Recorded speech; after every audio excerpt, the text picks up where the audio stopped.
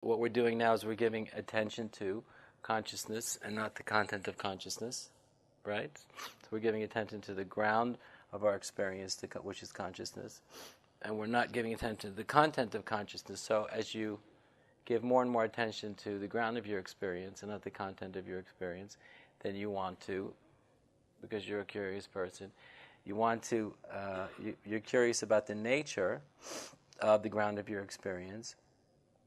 And I think I think it's good to pay attention to the fact that at the deeper levels, the experience of freedom is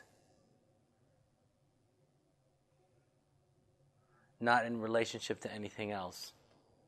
So the deeper you go, the experience of freedom you have will be freedom in and of itself, not in relationship to its opposite. Whereas at the more superficial levels, when you experience freedom, it'll be freedom from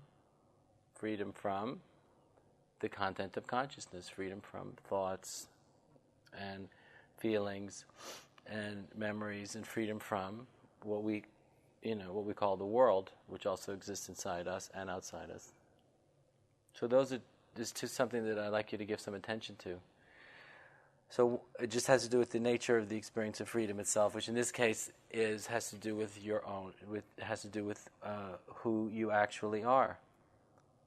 Because what you're experiencing is actually the nature of your own. You're just experiencing the nature of your own self. You're not experiencing anything that exists outside yourself. So you're experiencing the nature of your own self.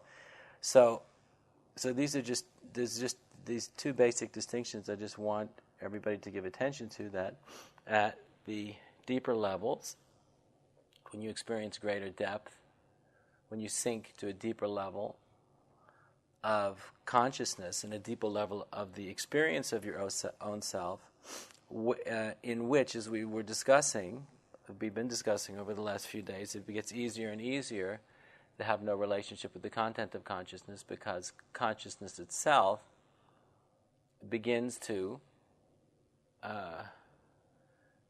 be infinitely more compelling. That just consciousness itself, consciousness without an object, consciousness itself begins to become infinitely more compelling than any content or any objects that it would arise within. And that's a natural shift. So at a certain level of depth and of concentration, at a certain level there's a spontaneous falling away of interest in and a compulsive and conditioned fascination with the objects that arise in consciousness, and one finds oneself mysteriously and miraculously compelled by the infinite nature of the ground of our own being. And I think what's most interesting about that is that there is something about the deepest dimension of our own selves in this grounded self that is infinitely compelling. Now, if someone said, well, what is it that's so infinitely compelling? No one would be able to give you an answer. I certainly couldn't, and I don't know anybody who could. But we can agree on, if we all sink deep enough into our own selves, and so deep that we find our attention being drawn spontaneously towards our own depth and not into any of the objects floating around on the surface, we will all agree that we are infinitely compelled by that depth. We find our attention being naturally and spontaneously drawn towards it, and at that point we don't have to make any effort to stay focused or concentrated, because we find our attention is naturally drawn into our own deepest depths quite naturally.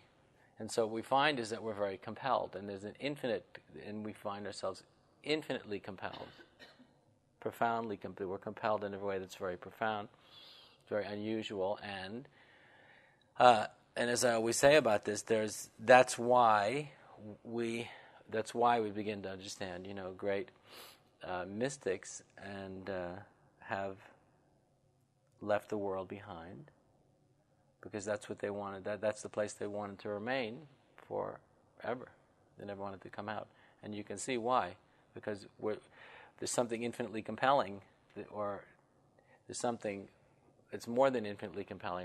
Words don't even do it justice. But whatever is happening there, the nature of what's compelling us is not relative. It's not a relative fascination with something that has a beginning and an end.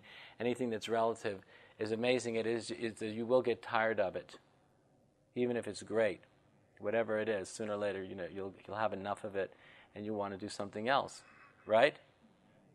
But when you enter into this non-relative domain, which happens only in relationship to this and this dimension of ourselves, that doesn't happen. So I think that if anybody wants to know what's the nature of the deepest dimension of reality, which is what spirit actually is, it's whatever it is that you find infinitely compelling. There's something infinitely compelling, but you can't say what it is. You just can't say what it is. No, words. We don't have. We could make up words, and we could all agree that, that'll do. But all we need to agree on is there's something infinitely more compelling than anything else. Once you get there, because anything else you can do in life is going to, is fascinating and as fun as either if it's intellectually compelling or if it's just totally exciting, if something fun to do. You will get to a time where it's enough. You need a break, and you've kind of had enough of that. You want to move on to something else and come back to it later, maybe. But when you awaken to the deepest dimension of your own self and you experience it's the infinitely compelling nature of the deepest dimension of your own self, you can see that when you're there, when you are awake to the deepest dimension of your own self, you don't want to leave.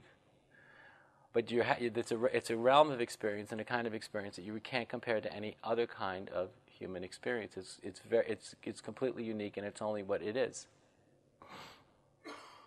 So what you need to be aware of there is that level, it's not freedom in relationship to, it's freedom itself. It's not in relationship to anything else.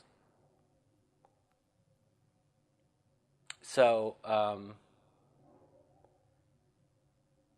think for anybody who has any questions about whether the emergence of life is just some random accident or something, there's something obviously very significant if the deepest dimension of our own being is infinitely compelling in a way that is indescribable.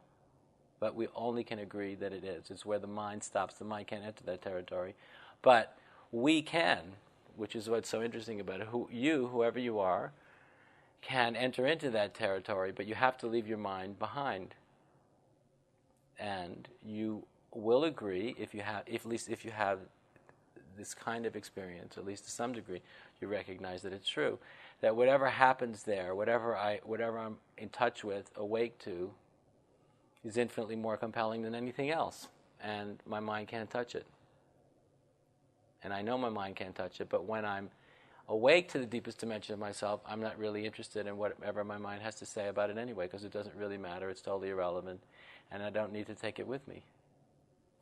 And so this is very important because you have this kind of experience has almost no relationship to anything else that we do and all the other ways we spend our time. Right?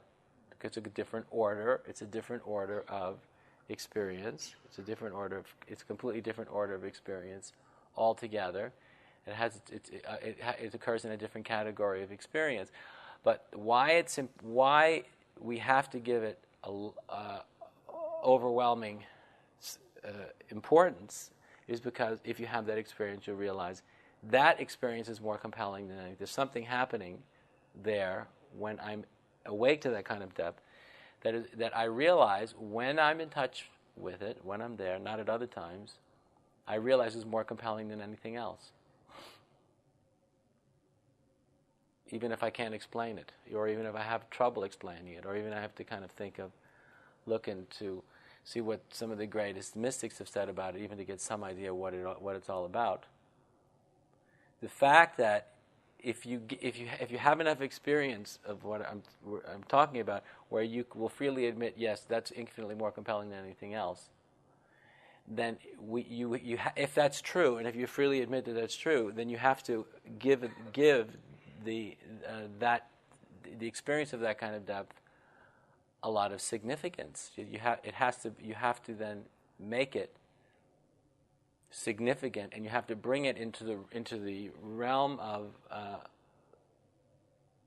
you have to bring it into. Sorry, if you admit that experience is more compelling than anything else, then its significance has to be given relevance in your life. That's the whole point.